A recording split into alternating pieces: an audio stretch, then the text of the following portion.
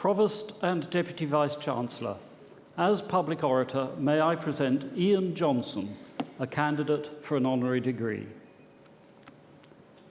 As a boy, Ian Johnson, inspired by his uncle's service on D-Day and his father's later national service, thought he might like to join the Navy. Later, studying geography at this university, he initially considered a career in planning. But in his third year, enjoying life at Montfort Hall and playing rugby for the university, he unexpectedly became involved in rescuing the Hall Student Committee from a financial crisis. His contribution prompted a friend to suggest he might make a good accountant. Though he'd missed the normal recruitment round, Ian successfully applied for a training contract at Price Waterhouse in Leicester, and his path was set. Ian's family had been miners over many generations. His grandfather was determined that his children would not go down the mines, and Ian's father had qualified through evening classes as an electrical engineer. This hard-working approach to life underpinned Ian's determination to pass the grueling examinations to qualify in 1981 as a chartered accountant. The low pay that went with the training contract in those days meant living in a grotty bedsit, to use his words, but staying in Leicester meant that he maintained contact with friends who had also found graduate employment in the area, and he continued to play rugby, joining the well-known Oadby Wigistonians rugby club.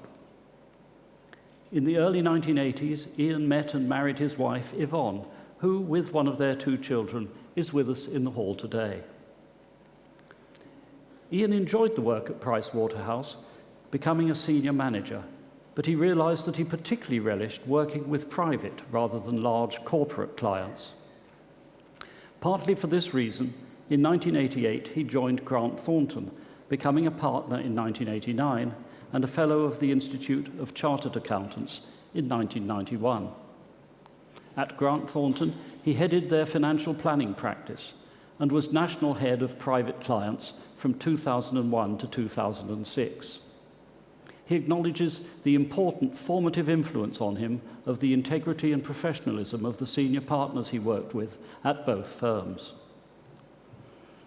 As a prominent member of Leicester business community, Ian was never far away from the university, for which he maintained a strong affection, reflected in numerous philanthropic contributions over the years. He remembers attending an alumni reunion at which the then Vice-Chancellor, Sir Bob Burgess, gave an uplifting account of the progress being made by the university. It may have been this that led him to become more closely involved with the university on a voluntary basis. He joined a group which was helping to supervise the development of the university's spin-out businesses, and in 2011 he was appointed to a vacancy for one of the lay members of the university's council being the university's governing body, consisting both of academic and independent lay members. For the committed lay member, and Ian was unquestionably one of those, this is not a sinecure. Ian calculates that it called for about a day a week of his time. He wryly recognizes that some aspects of the governance of a university can be a little frustrating to someone with a private sector background. But of course, that different perspective is one of the benefits the university gains. Ian served on several committees, chairing the Audit Committee and the Investments Committee, positions for which he was exceptionally well qualified. He was Treasurer of the University, one of the 3 principal lay positions, from 2019 to 2023. As the title suggests, this is a critical role in guiding the university through the many financial challenges that higher education has faced in recent years. One aspect of the job which Ian found particularly interesting and rewarding was the complex planning of the Freemen's Common development, which has been such a triumphantly successful addition to the university's student and academic facilities. Ian retired from Grant Thornton in 2017, setting up a personal consultancy to advise a small group of clients. Not surprisingly, his expertise is widely in demand for good causes. He's a trustee of a charity which assists people with learning disabilities and of another which supports worthy causes throughout Leicestershire and Rutland. He is a member of the university's court and recently became treasurer of the Leicester Literary and Philosophical Society, the organisation which was the driving force behind the establishment of the university. So his retirement is a busy one, but it does mean he can find some more time for travelling and pursuing his interests in family history and collecting books. It is always a particular pleasure when one of our own alumni meets the strict criteria for the award of an honorary degree. Ian Johnson has met those criteria in abundance, an alumnus who is successful and widely respected in his chosen profession, has contributed to the business life of our city and county, supports several charitable organisations in the area, and above all, has devoted himself to making an outstanding contribution to the university from which he graduated 47 years ago this month. Provost and Deputy Vice-Chancellor, on the recommendation of the Senate and the Council, I present Ian Richards Johnson, that you may confer on him the honorary degree of Doctor of Laws.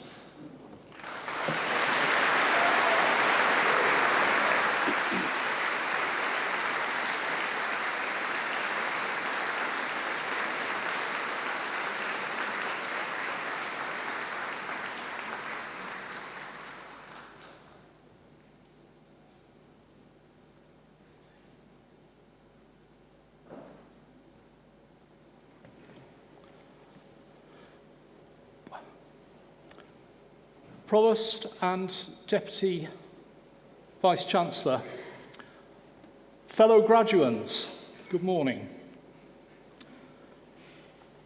As the public orator has just said, 47 years ago, I was sat where you are, parents in the audience, waiting to be called up on stage to shake hands with the presiding officer and receive my degree. I've got no idea where those 47 years have gone, and I never imagined that I would end up receiving an honorary degree from the University of Leicester. The public orator has already explained how my university experience helped me find my chosen profession by identifying an aptitude for finance, albeit perhaps fortuitously. However, the university also gave me much more in terms of transferable skills throughout my 3 years of study. Writing essays taught me to research facts, analyse background, identify key issues, and marshal arguments, all important aspects of business advice, which you as graduating students from the School of Business will well know. My geography degree was in those days one of the humanities subjects, and I benefited from a truly broad education. The curriculum involved the study of landforms and physical geography, soils, weather, the spatial organisation of society, economics, history and ideas and methods, which encompassed the philosophical considerations in the development of environmentalism, the national trust, and the protection of nature. We also studied the geography of different parts of the world and enjoyed field trips in Aberystwyth and Sicily, where we climbed Mount Etna. At that time, global warming was not spoken about, but rather there were concerns that oil would run out, we wouldn't be able to feed all the people on Earth, there were limits to growth, and that we would be exposed to a second ice age. My university education was liberal in the best sense of the word and encouraged me to take a wide interest in life and maintain an open mind about matters, to read widely and ask questions. I believe these to be essential attributes for any prospective advisor. My life since my first graduation has taught me that nothing stays the same. Perspective is everything, and circumstances have a habit of changing in unexpected ways. Not exactly a brilliant or unique insight, but I offer it nevertheless. Graduating students of the University of Leicester, I congratulate you all on your achievements. I hope you had as an enjoyable and rewarding experience as I did in your 3 years here in Leicester. And I wish you well in your future career choices and lives. Finally, I'd like to record my gratitude and thanks to the Senate and Council of the University of Leicester for this honorary degree. It is truly appreciated. Thank you. Okay.